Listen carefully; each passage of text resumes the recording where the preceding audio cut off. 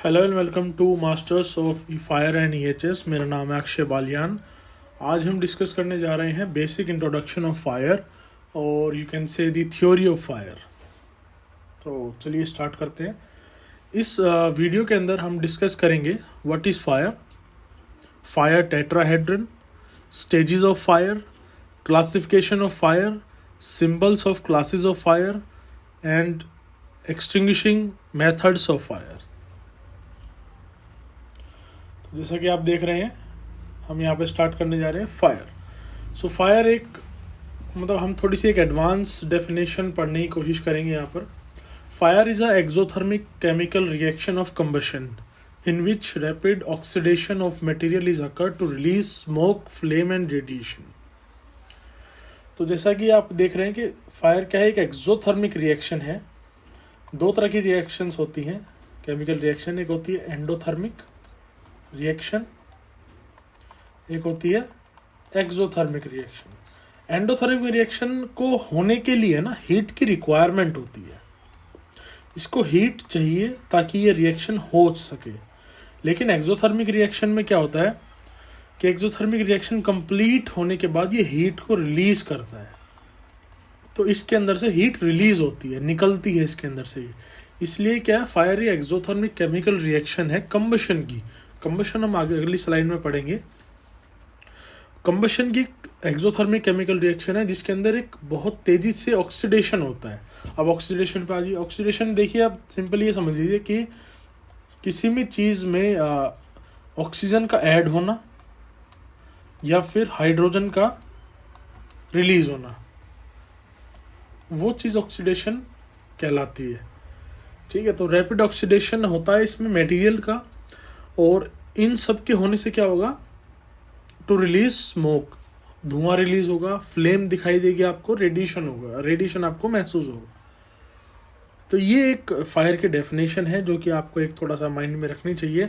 अगर आप fire professional हैं तो आपको मेरे हिसाब से तो यही डेफिनेशन आपको बतानी चाहिए। बिकॉज जैसे कि हम बात करते हैं कि fire is a combination of three things, जैसे कि आप देख पा रहे हैं स्क्रीन पर, ऑक्सीजन, हीट एंड फ्यूल। तो ये एक बहुत बेसिक लेवल है, किसी को समझाने के लिए ठीक है, जो नॉन फायर टेक्निकल नहीं है उनको समझाने के लिए अच्छा है। बट एक मैं यहाँ पर करेक्शन करना चाहूँगा। देखिए, यहाँ पर हीट नहीं होता है, यहाँ पर क्या होता है, इग्निशन टेम्परेचर। वो मैं आपको डिस्कस करता हूँ अभी कि क्यों होता है। ये आइए आप, it is a combination of three things, oxygen, ignition temperature and fuel. तो हमने यहाँ पर हीट क्यों नहीं लिखा, इसके बारे में डिस्कस करते हैं। देखिए, मान लीजिए कि आपको यहाँ पर मैंने ये एक वुडन ब्लॉक दे दिया है कि आप इसको जला दीजिए, ठीक है। और यहाँ पर कई सारे पेपर पड़े हुए हैं और यहाँ पर आपने एक मैस्टिक जला दी कि आपको ये जलानी है। तो वुडन जो पार्ट है वो जल्दी से नहीं जलेगा, जबकि आप यही मैस्टिक यहाँ पर लगाओगे तो ये जल जाएगा। क्यों? ये रीज़न सोचिए आप। क्योंकि इसका इग्निशन टेम्परेचर कम है, इसको आग को कैच करने में या जलने में कम टेम्परेचर चाहिए पेपर को, कंपैरेटिवली वुड। तो इसके अंदर हमें क्या करना होगा कि इसको तब तक हमें हीट देनी होगी जब तक इसका एक इग्निशन टेम्परेचर, जिस टेम्परेचर पे ये जल सकता है या जिस टेम्परेचर पे ये जलेगा, उस टेम्परेचर तक हमें इसको हीट ट्रांसफ़र करनी होगी, तभी ये जलेगा। तो इसीलिए हीट यहाँ पर एक प्रोपेट एक कह लीजिए कि बहुत सही वर्ड नहीं है। तो हमें यहाँ पर एक वर्ड यूज़ करना चाहिए, ignition temperature. Because ignition temperature अलग अलग सब्सटेंस का अलग अलग होता है, ठीक है। तो आगे बढ़ते हैं। इन एन अप्रोप्रिएट मैनर, देखिए तीन कॉम्बिनेशन होते हैं, oxygen, ignition temperature and fuel. ये अप्रोप्रिएट मैनर या फिर आप कह सकते हैं कि अप्रोप्रिएट रेशियो में होने चाहिए।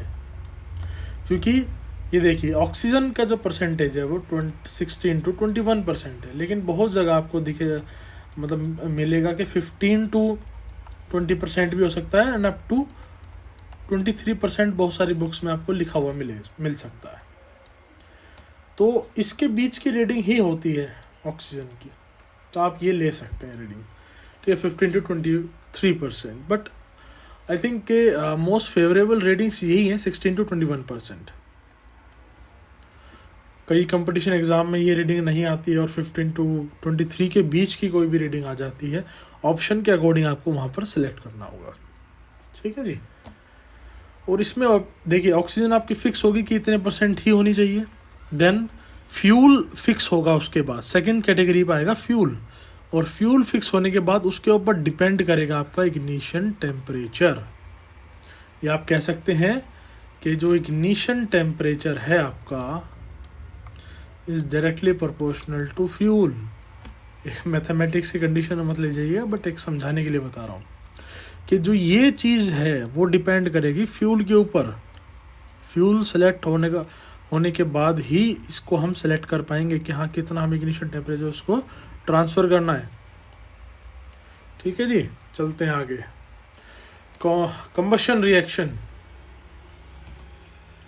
देखिए कंबशन रिएक्शन क्या है, फ्यूल और ऑक्सीजन के बीच में जो रिएक्शन होती है उसको हम कंबशन रिएक्शन बोलते हैं।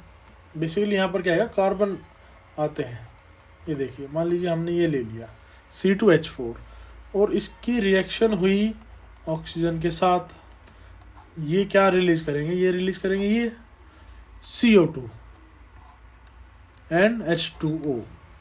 H2 आप ये बोलेंगे कि आप ये तो वाटर है, लेकिन ये फर्दर डिवाइड हो जाता है किसमें, हाइड्रोजन एंड हाइड्रोजन ऑक्साइड के आयंस में। तो इसलिए हम आग बुझ नहीं पाती है क्योंकि फर्दर डिवाइड होते चले जाते हैं। और जो CO2 है ये क्या करेगा, ये आपको एनर्जी दिखाएगा।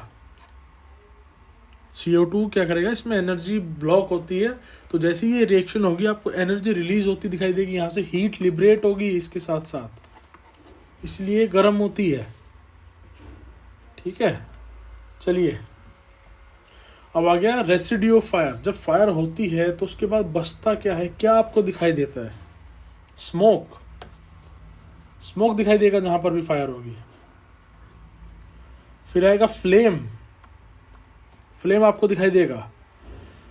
और फिर आता है रेडिएशन, आपको महसूस भी होंगी वो सभी चीज़ें अगर आप वहाँ पर आसपास होंगे। तो कहीं पर क्या होता है, फ्लेम नहीं भी दिखाई देती है, फ्लेमलेस कहीं आग होती है, वहाँ पर रेडिएशन आपको महसूस होगा, है ना। तो ये सब चीज़ें हैं, ये क्या है, रेसिड्यू ऑफ फायर्स है। देन हम आ जाते हैं फायर टेट्राहेड्रन पर, फायर पिरामिड बोल लीजिए आप इसको। ये फिर बेसिक जो आपका ट्रायंगल था उसके बाद फिर इसका कॉन्सेप्ट आया। देखिए बेसिक आपका जो है उसके अंदर आता है हीट। अगेन मैं इसको इग्निशन टेम्परेचर बोलना ज़्यादा पसंद करूँगा। Fuel and oxygen. एक फोर्थ एलिमेंट और इसके अंदर ऐड हुआ है चेन रिएक्शन। तो व्हाट इज चेन रिएक्शन, क्या होती है चेन रिएक्शन। चेन रिएक्शन पढ़ेंगे अब। देखिए चेन रिएक्शन को पढ़ने के लिए एक थोड़ा सा हम एक एग्जांपल लेंगे। यहाँ पर एक ये मैस्टिक है, आपको दिख रही है, माचिस की थैली है। तो हमने क्या किया, इसको हमने यहाँ पर फ्लेम दिया, इसको इग्निशन टेम्परेचर से इसके मीट कराया, तो ये फ्लेम जल गई इसके पास, ठीक है जी। आपने एक चीज़ पढ़ी होगी कि कोई भी सब्सटेंस अपने आप नहीं जलता है, उसके सबसे पहले वेपर्स जलते हैं। तो हर किसी सब्सटेंस के हीट मिलने पर क्या होगा, वेपर रिलीज होने स्टार्ट हो जाएंगी यहाँ से, ठीक है जी। ऊपरी जो अपर लेयर है इनकी, वहाँ से उनके वेपर स्टार्ट हो जाएंगे प्रोड्यूस होने, वेपर स्टार्ट हो गए यहाँ पर। और इन वेपर्स में ही आग लगती है, और जैसे ही आग लगेगी तो ये जो पीछे की तरफ टेम्परेचर जाता हुआ दिखाई देगा आपको। कभी आप मैक्सिक जला के इसको ऐसे हॉरिजॉन्टली पकड़ के देखिएगा तो ऐसे आपको ना स्मोक ऐसे ट्रेवल करता हुआ दिखाई देगा। तो स्मोक क्या है, अनबर्न फ्यूल। जब हमें स्मोक दिखता है ना तो इसको हम बोलते हैं अनबर्न फ्यूल। अगर वो पूरा जल गया होता सब्सटेंस तो हमें जो ये स्मोक है वो दिखाई ही नहीं देगा कभी भी।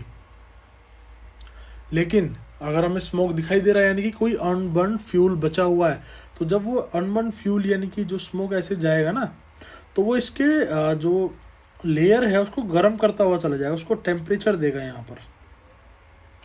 उस टेम्परेचर से क्या होगा, यहाँ के जो वेपर्स हैं वो प्रोड्यूस होने स्टार्ट हो जाएंगे, और इग्निशन टेम्परेचर तक अगर वो अपने गर्म हो गए, क्योंकि हो जाते हैं, तो वो ऐसे फायर ट्रैवल हो जाती है। इसको हम बोलते हैं प्रोपगेशन ऑफ फायर, या फिर आप कह सकते हैं ट्रैवल ऑफ फायर। तो फायर एक जगह से दूसरी जगह पर कैसे पहुंचती है, due to chain reaction. Chain reaction हो रही है इनके अंदर, देखिए ये हीट को पास ऑन करते जा रहे हैं।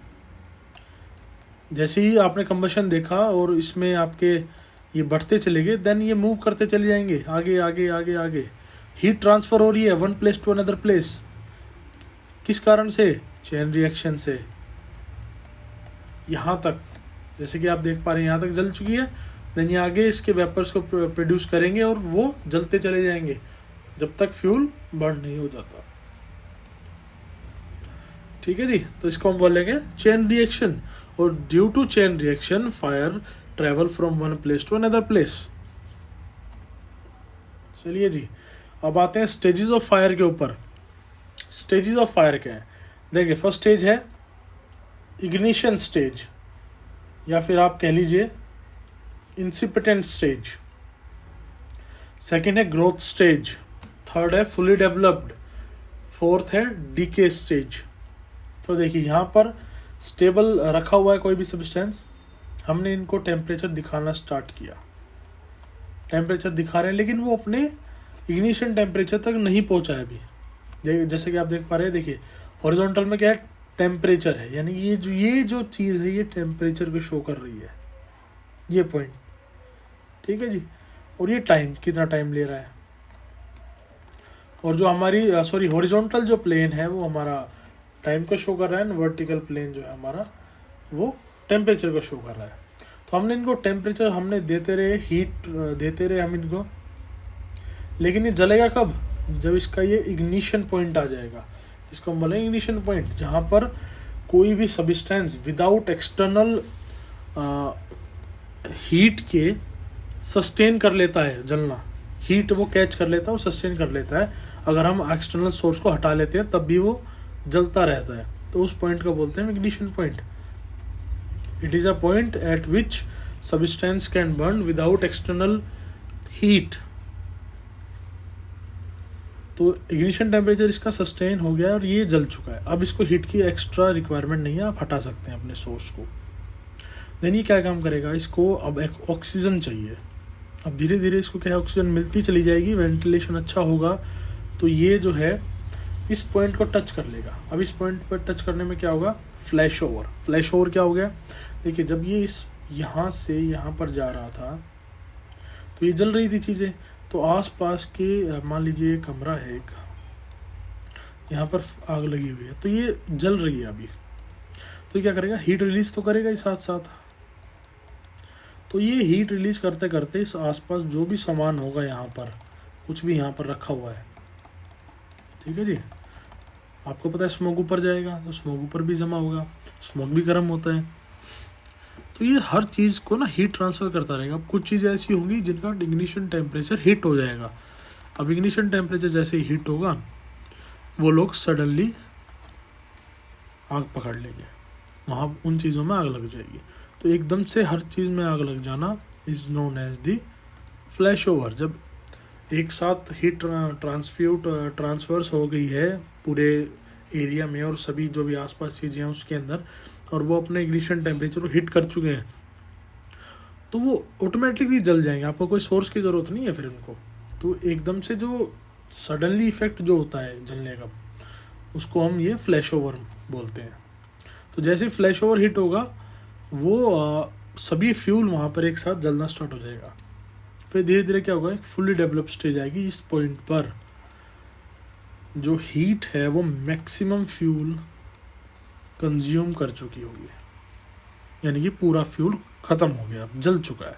अब फ्यूल में जितनी भी एनर्जी बची है वो धीरे धीरे होती है, ये एक पॉइंट आएगा डीके, यानी कि इससे पहले सभी फ्यूल यूज़ हो चुका है। अब जितनी भी एनर्जी बची है वो धीरे धीरे आते आते वो एक पॉइंट पर आते आते और यहाँ पर बुझ जाएगी। आग बंद हो जाएगी। ठीक है जी, तो ये स्टेजेस ऑफ फायर है। फायर जैसे स्टार्ट हुई, फुली डेवलप हुई और डीके हो गई, यानी कि ख़त्म हो गई। चलिए जी आगे पढ़ते हैं हम। Classification of fire. 3 स्टैंडर्ड है पूरी दुनिया के हिसाब से अगर बात करें तो। एक है यूरोपियन यूनियन स्टैंडर्ड, जो कि हम इंडिया में यूज़ करते हैं मोस्टली। सेकंड है according to Australian standard, and third है अमेरिकन स्टैंडर्ड, जो कि बहुत ज़्यादा इन्फ्लुएंस करता है हर एक चीज़ को। फर्स्ट हम बात करेंगे classification of United union and Australian standard. देखिए इसमें कुछ सिमिलैरिटीज़ है, इसलिए मैं इनको साथ में ही पढ़ाना चाह रहा था। आते हैं क्लास ए पर। जैसे कि हम सब लोग जानते हैं क्लास ए सॉलिड कंबस्टेबल मटेरियल की होती है, ऑर्गेनिक सॉलिड्स की, लाइक पेपर, वुड एक्सेट्रा। तो ये बहुत एक बेसिक चीज़ है, तो फटाफट इसको हम ख़त्म कर लेते हैं। सेकंड है बी क्लास। बी क्लास के फायर के अंदर क्या इन्वॉल्व है? Basically flammable liquids, flammable and combustible liquids, जैसे कि petrol, kerosene, diesel etcetera. Third आता है जी फ्लेमेबल गैसेस। क्लास सी के अंदर आते हैं फ्लेमेबल गैसेस, एलपीजी, पीएनजी, ठीक है, इस टाइप की गैसेस इसके अंदर आती है। यानी क्लास डी फायर, जिसके अंदर मेटल की फायर आती है, आयरन, फॉस्फोरस, पोटेशियम, सल्फर, इनकी फायर आती है इसके अंदर। अब आ जाती है क्लास एफ फायर, जो कि कुकिंग ऑयल फायर है। किचन की फायर आप बोल सकते हो, किचन फायर। किचन फायर के अंदर क्या आता है? कुकिंग ऑयल वगैरह, ये सब चीज़। ठीक है जी। अब ये देखिए, अब इसमें एक चीज़ इंपॉर्टेंट है, किचन फायर में कुकिंग ऑयल ही लिखा गया है, whether it is vegetable oil, animal oil etcetera. अभी देखिए ये जो पॉइंट्स हैं, ये जो आपके 5 पॉइंट्स हैं, ये कॉमन है ऑस्ट्रेलियन में भी एंड आपकी यूरोपियन में भी। एक पॉइंट इनको अलग करता है, जो कि आपका ये है, ये कह सकते हैं आप एक मास्टर पॉइंट आप याद रखने के लिए एक्सेप्शन है, तो इसको याद रखना ज़रूरी है। हम कई बार सुनते हैं कि जो इलेक्ट्रिकल फायर है वो सी क्लास के साथ अटैच की गई है। नहीं, ऐसा नहीं है। इलेक्ट्रिकल फायर को किसी भी क्लास के अंदर नहीं रखा गया है अकॉर्डिंग टू यूरोपियन स्टैंडर्ड। किसी भी क्लास के अंदर नहीं रखा गया है, इसको अलग से ही बोला जाता है इलेक्ट्रिकल फायर। Get it? अब आते हैं क्लास ई फायर के ऊपर। हमें ऑस्ट्रेलियन स्टैंडर्ड में क्या किया गया है कि इस क्लास के फायर को एक अलग कैटेगराइज किया गया है कि ई क्लास फायर है। ये क्लास ई की डिनोशन, मतलब इसको डिनोट किया जाता है क्लास ई से, किसको? इलेक्ट्रिकल इक्विपमेंट की फायर को, ऑस्ट्रेलियन स्टैंडर्ड। तो इसमें यही फ़र्क है यूरोपियन एंड ऑस्ट्रेलियन स्टैंडर्ड में। ओनली वन डिफरेंस आपको मिलता है कि ऑस्ट्रेलियन स्टैंडर्ड में इसको कैटेगराइज किया गया है कि क्लास ई फायर के अंदर आती है इलेक्ट्रिकल फायर, लेकिन यूरोपियन स्टैंडर्ड में इलेक्ट्रिकल फायर को किसी भी क्लासिफिकेशन के अंडर में नहीं रखा गया है। Only one difference. अब हम पढ़ते हैं अमेरिकन स्टैंडर्ड। थोड़ा सा कंफ्यूजिंग होने वाला है, जिसने अब तक नहीं पढ़ा हुआ है तो थोड़ा सा ध्यान देकर पढ़िएगा। एक क्लास ए फायर जो है सभी को पता है, वही सेम है, कम्बस्टेबल मटेरियल के लिए है, solid combustible material, organic solids, paper, wood etcetera. Class B fire, यहाँ पर थोड़ा सा ध्यान दीजिएगा। फ्लेमेबल लिक्विड आपने पढ़ा है, लेकिन फ्लेमेबल गैसेस भी इसके अंदर इंक्लूड है, तो यानी कि इसमें गैसेस एक्स्ट्रा है। अब क्लास सी के अंदर क्या है? क्लास सी के अंदर ओनली इलेक्ट्रिकल फायर है। ये पॉइंट आपको देखना है, ये दोनों पॉइंट अलग हैं। तो क्लास सी के अंदर क्या है? ओनली इलेक्ट्रिकल इक्विपमेंट फायर, यानी कि इलेक्ट्रिकल फायर। क्लास डी के अंदर ये आपका सेम है, मेटेलिक फायर, मेटल्स की जो भी फायर होती है वो इसके अंदर है। एक ये पॉइंट अलग कर दिया।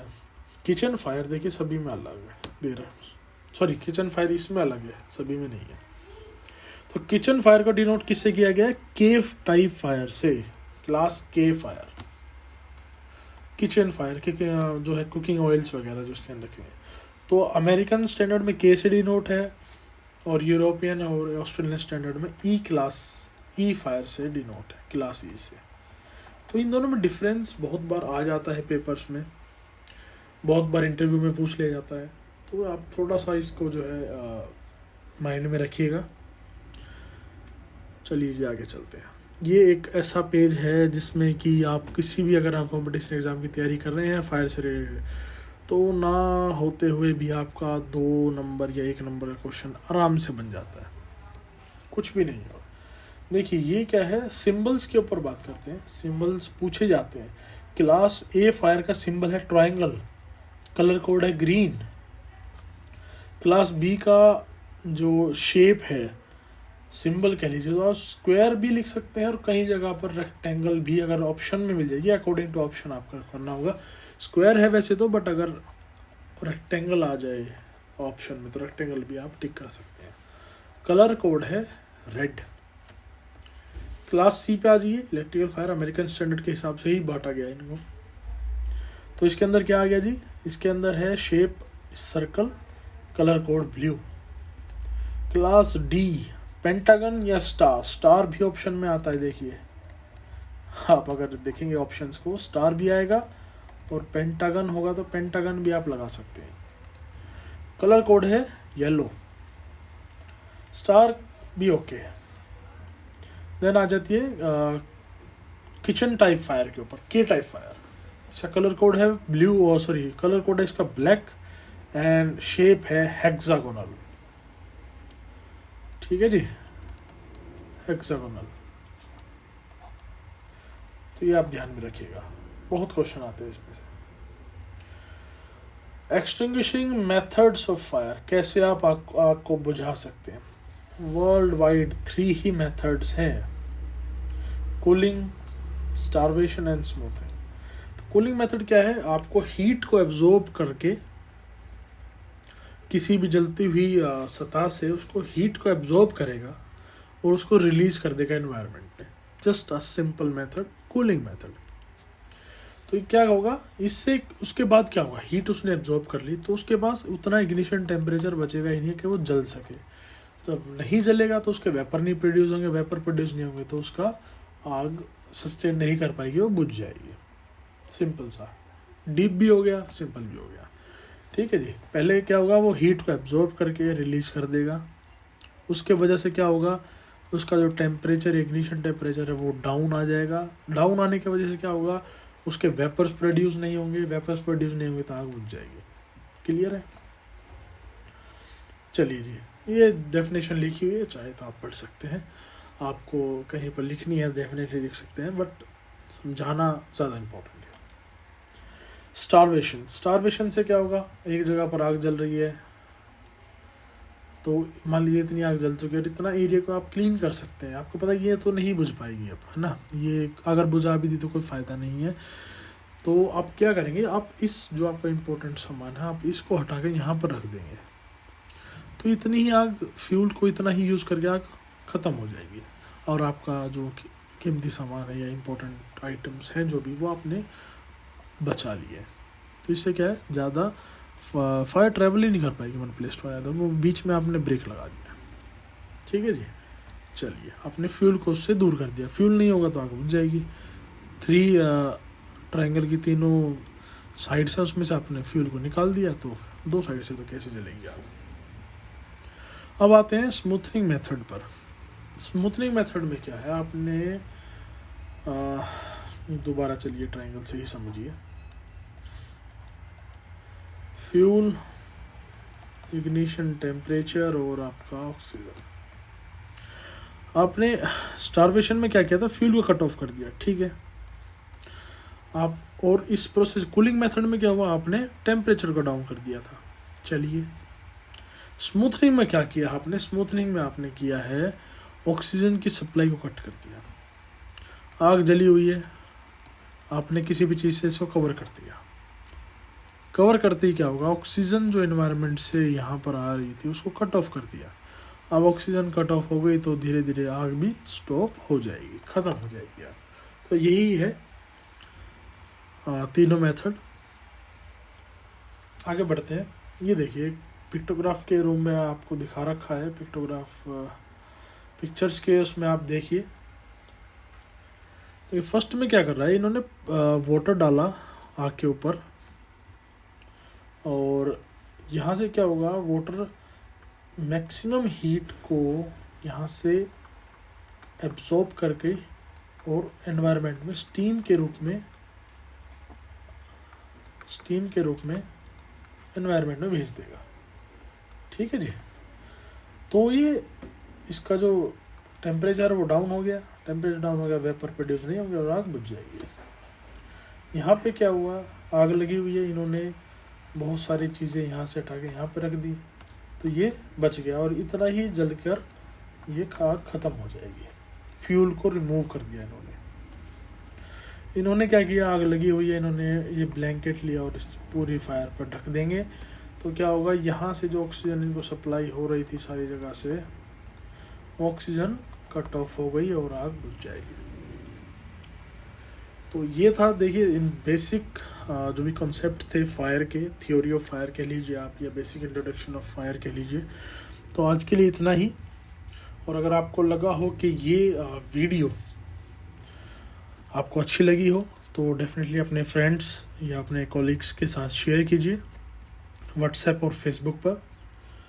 और आपको ये वीडियो अगर अच्छी नहीं लगी है तो डेफिनेटली इसको डिसलाइक कीजिए एंड कमेंट सेक्शन में प्लीज़ कमेंट कीजिए कि क्यों आपने डिसलाइक किया है, या फिर कोई सजेशंस हो डेफिनेटली आप सजेस्ट कर सकते हैं।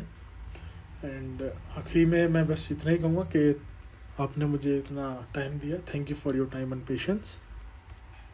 Have a nice day.